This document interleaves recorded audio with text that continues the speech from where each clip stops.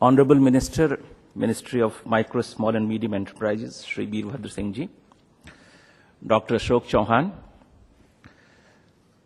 Mr. Rajiv Karwal, distinguished ladies and gentlemen, it's indeed a great pleasure to be present here and participate in this World SME Conference.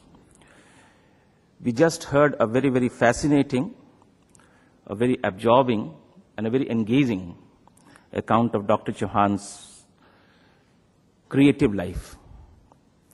Well, he made several points. He said that you need to have an urge and a desire to grow and develop and become big. And he said that you really will encounter difficulties and impediments in it. Be ready for that. And he also said that there'll be moments of despair, there'll be moments of frustration, there'll be moments of disappointment, but you have to overcome them. And eventually he said that, well, you can do this. Irrespective of your station in life, it will be possible for you actually to achieve what you actually aim at and what you actually want. And as I was listening to him, and his very, very fascinating account, I realized that he is not only a very, very outstanding entrepreneur, industrialist, educationist, educational administrator, but also an outstanding public speaker. And I was listening to him, I was reminded of another lecture which I had the occasion to listen to almost a decade and a half back when I was Industries Commissioner in the state of Madhya Pradesh. And we had invited a gentleman known as, and many of you perhaps would be familiar with his name, the name of Mr. Sharu S. Rangnekar. Those of us who were in the business of learning management in late 70s, early 80s, it's a very familiar name. He was teaching at IIM Ahmedabad. And he had come to really talk to us in an entrepreneurship development program. He said several things, but two of the things I think I will like to narrate here as I was reminded of it as I was listening to him. And both of these are sort of quotes from him. One, he said that, well, that was in a generic sense. He said that, well, I always say that God, give me courage to speak what is right. God, give me courage to speak what is right. The patience to tolerate what is not. God, give me courage to speak what is right, and the patience to tolerate what is not, and the wisdom to distinguish between the two. So this, I think, is a very, very important thing that he mentioned, and it stuck in my mind. The other thing, and he was again talking about, mindset of the budding, emerging entrepreneurs. And he recited a couplet, which I thought I'll repeat for you, which is very apt for many of us, actually. I also recall that when Professor Chauhan was saying that one of the most important things for entrepreneurship development, which is particularly relevant for MSME, is to have faith in you, to have faith and belief in you, and never say that you cannot do this. And it was Indian caustic, he said, "Ubharne hi nahi deti hame bemaayegi dil ki. Ubharne hi nahi deti hame bemaayegi dil ki. अगर थोड़ी सी हिम्मत हो तो फिर क्या हो नहीं सकता उभरने ही नहीं देती हमें बेमाएगी दिल की अगर थोड़ी सी हिम्मत हो तो फिर क्या हो नहीं सकता कमाले बुज़दिली है पस्त होना अपनी आंखों में कमाले मतलब बुज़दिली का कमाल ये है कमाले बुज़दिली है पस्त होना अपनी आंखों में नहीं तो कौन कतरा है जो दरिया हो नहीं सकता." So this is, I think, I was just listening to him and I thought I'll share that because this is what happens when good people speak and the good speakers speak, then you also tend to get inducted by it and then maybe your oratorial skills improves a little. So thank you very much, Dr. Chauhan. Well, for today, it's an extremely apt theme. Family businesses. When you look at Fortune 50, you look at Fortune 500, you talk about Rockefellers or Fords of USA or, of several other family businesses in Italy, in Germany, Europe, elsewhere, and in India as well. in context of MSMEs, the family businesses become extremely important. Everybody quotes these figures, 26 million enterprises in India, 1.5 million enterprises are registered, rest of them, 95% of them are unregistered. So, out of these 26 million enterprises, the preponderant number, the dominant number, belongs to those enterprises which are either proprietary in nature or essentially family businesses. So, this particular theme, and I'd like to compliment Rajiv for picking up this particular theme, because it's important that we recognize this fact. And although we all also feel that there is actually time to leverage several other opportunities which are available today for family businesses. And two specific legislations were actually brought into effect by Government of India in this connection. One in the Limited Liabilities Act, which came up, which actually allows you to really distinguish between your own risk and your own liability in a company, and try to get protection when something goes wrong. And one person company, OPCs.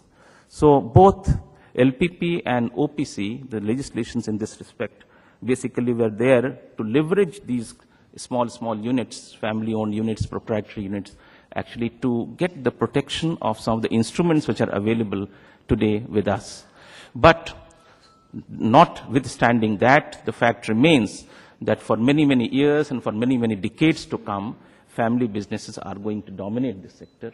And therefore, it is very appropriate that you, in this conference, in this day-long conference, discuss about what can be done best. Family businesses actually create a wonderful system, a wonderful way of developing businesses. It's a thesis, it's an antithesis, and it's a synthesis. You have the wisdom and experience and prudence of comparatively older generation in the family. You have the eagerness, the enthusiasm, the energy of the comparatively newer elements in the family, and then ultimately it gets very well synthesized in successful successions, and it becomes bigger. So each successive generation, to my mind and in my judgment, each successive generation actually wants to take the matter, take the business, take the volume, take the area forward, much more ahead than what his father or his parents or his previous generation had actually done. In fact, it is my very considered view that if the MSME sector is undergoing a change, and if change has to convert it into a revolution, it is the younger generation which is going to really affect it. It's the younger people who have much different notions about how to run enterprises who are going to really make the difference. And I think this will be an extremely welcome thing to happen. Actually, I am supposed to be speaking on the government initiatives for the growth and development of MSMEs. Well, it is almost customary on such occasions to talk about the volume of this particular, the extent, the magnitude of the sector in the country, their contribution to GDP, that they contribute roughly 8 to 10% to country GDP, that they contribute about 45% to manufacturing, that they contribute about 40% to India's exports, that they produce 7,000 plus divergent products in the sector, and that they generate employment in a way and at a magnitude which is just not possible in any other sector. 60 million people employed in this sector. Well, I think in the ministry, under the vision of our Honorable Minister, what we are looking at is not what is its present contribution. What we are looking at is what will be MSME's contribution in 2020. We should be talking about what would be its contribution to manufacturing in 2020. What will be its contribution to India's exports, and what will be the employment, additional employment that the sector would be generating. So there is a paradigm change under the able guidance of our Honorable Minister, to really look at things in a way which we had never done. We are doing an exercise where we should be really thinking whether the number of units or the production or the productivity, the value of production or the productivity and its contribution to GDP is it possible that we are able to really raise this contribution of 8% to roughly 12%, 15%, 20%? How can we increase its share to India's manufacturing and India's exports? Some months ago, we were talking about our future economic growth. And everybody concluded in a seminar that, well, we are a very promising country. We have maintained a very, very high economic growth, 8% plus this year, and likely to really go into double digits maybe a year or 2 years from now. We have a size of GDP which in purchase price parity, which is roughly $3.75 US trillion. And if you are growing at a rate of 10% or even 8%, you are adding roughly $300 billion US dollars worth of goods and services every year in the country. This is the accretion. This is the increase every year in your country's economy size. And this is higher than the size of the total economy of Belgium. And if we continue to grow at 10% in 2020, our size of the economy would be roughly 8 trillion, which means roughly 800 at the rate of 10%, 800 billion worth of goods and services would be actually getting added to our economy, which is more than the size of the total economy of Australia. So this is the kind of scale that we are talking about. But we also need to talk about a growth which is an inclusive growth, a growth which is employment oriented, and merely in terms of growth of GDP in absolute terms is not going to really tell the whole story of our success. A success story would also mean not only the absolute growth in GDP, but also how inclusive this growth has been and how much employment this growth has actually led to. And it is in this context that MSMEs become extremely, extremely important. So I have no doubt in my mind, I'm absolutely convinced that MSMEs, notwithstanding government's activity or lack of it, is really going to be this decade is going to belong to MSMEs. This decade is going to belong to MSMEs. Let me quickly also talk about some of the challenges that this sector has, and maybe some of the responses that government has actually formulated in this context. Well, if I can broadly say, there are 5 challenges that affect MSMEs. And all these challenges have to be met concurrently. There's a challenge of credit flow. There's a credit of financial resources coming to this. There's a challenge of technological upgradation. There's a challenge of infrastructure, to have appropriate modern infrastructure to be able to thrive and grow. Then we have the challenge of marketing initiatives. The way marketing has changed, the MSMEs would have to adapt to it, the changes, and that's a challenge. And then there is a challenge of skill development, having proper skills to really match the upgraded technology, match the improved marketing strategies, and to be able to manpower or to man this whole sector. And eventually, all these pipes that go to these clusters of SMEs, they have to be really monitored properly so that you have a calibrated flow of each of these parameters, each of these factors into this particular sector. I think this is what largely, in a macro sense, the challenge is before MSMEs. Now, credit is extremely important. I mean, it goes without saying. CRISIL did a study a few months ago, and I think it was very widely reported in the newspapers. They did a study of roughly 2,000 MSMEs, and they came to this realization that MSMEs, the flow of credit for working capital to MSMEs, there is a scope to increase it by roughly 50,000 crores. They said that ordinarily the 75% is what is the working capital requirement, which should come from banks. But today it is not 75%, it's around 62, 63%. And this gap is roughly of the tune of 50,000 crores. Now this is the kind of situation that we are actually obtaining, which banks certainly would have to respond to. The other problem is that the entire sector, this whole entire sector is debt financed. I mean, there are no other financial instruments that they do actually resort to. There is no private equity coming. There is no shareholding from the public, which is forthcoming. Microfinance really takes care of a very, very small segment.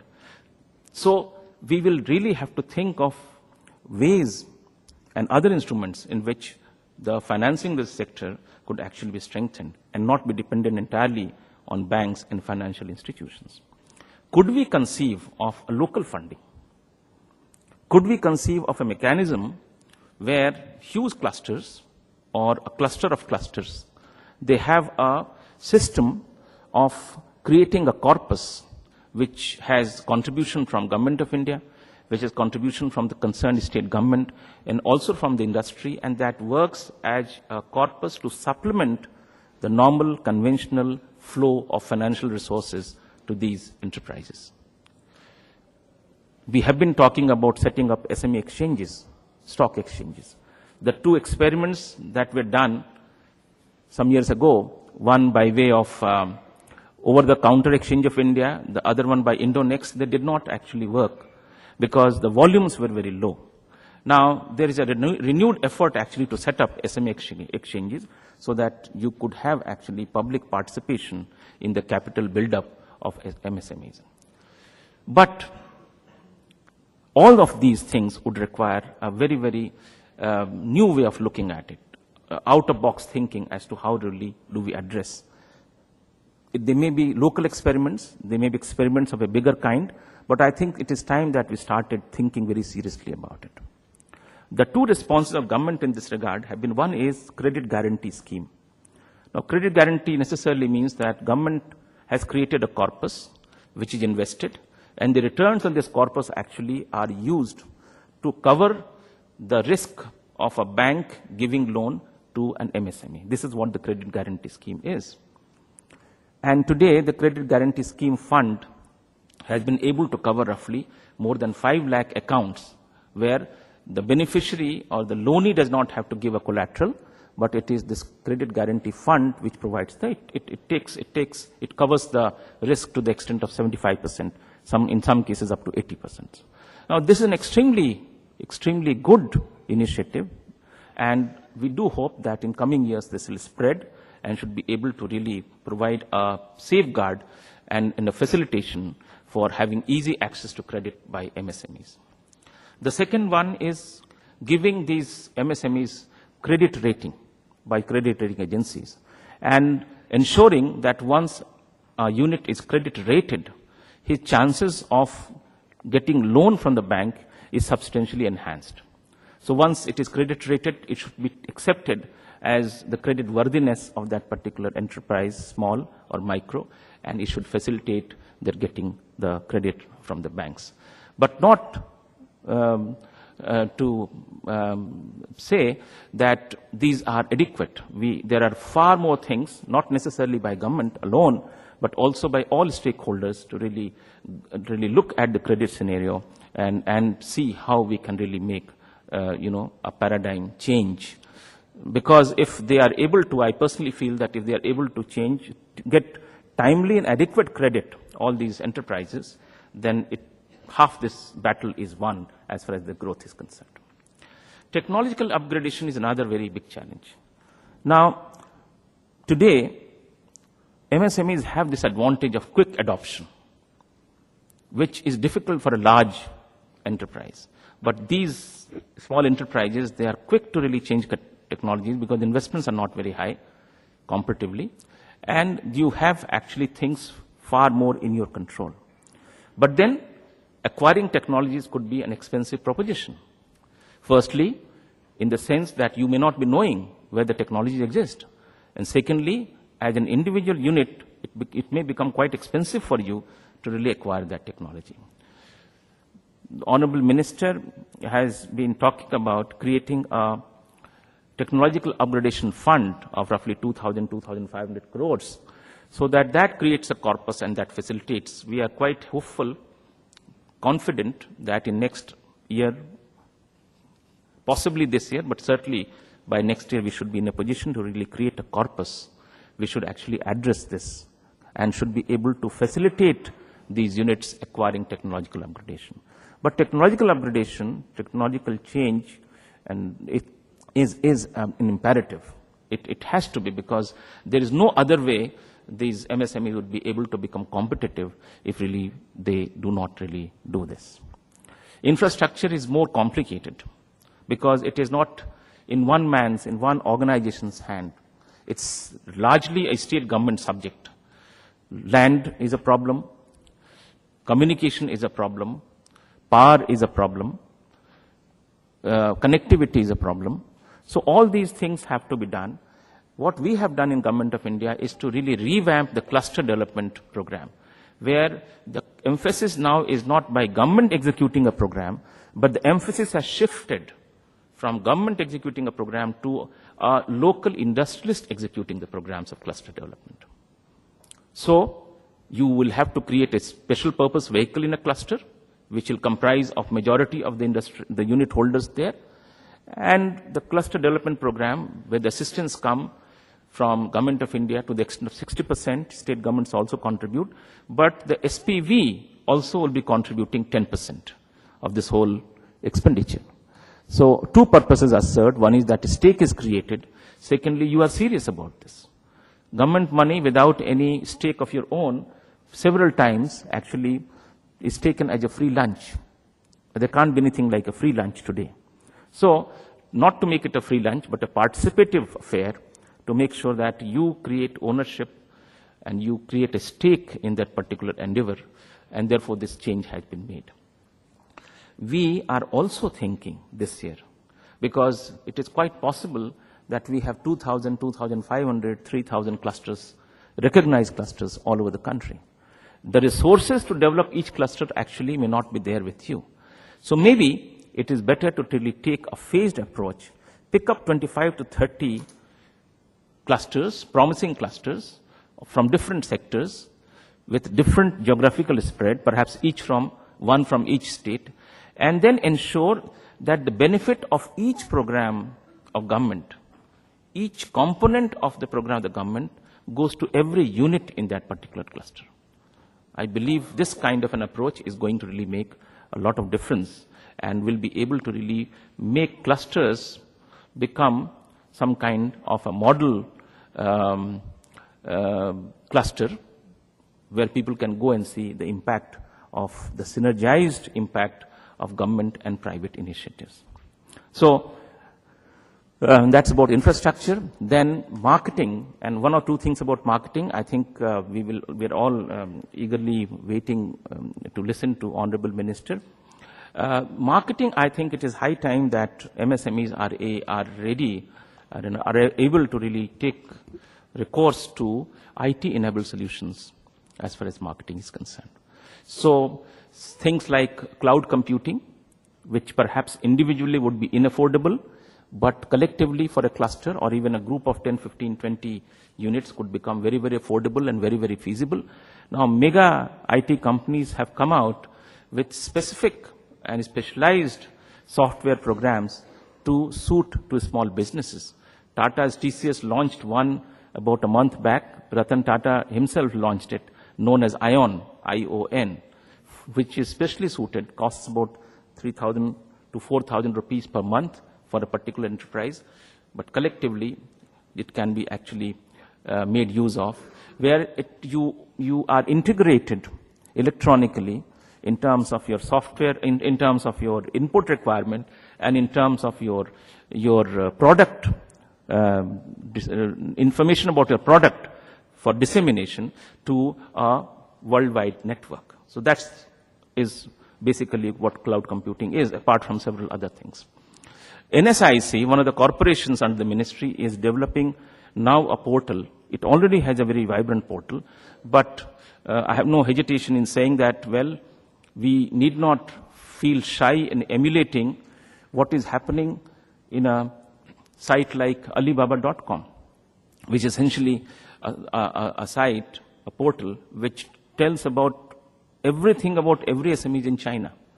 It's an extremely successful commercial private enterprise, and 20% of the trade in the Chinese companies actually takes place through this portal. So the ambition is to really create a portal which is comparable to Alibaba.com.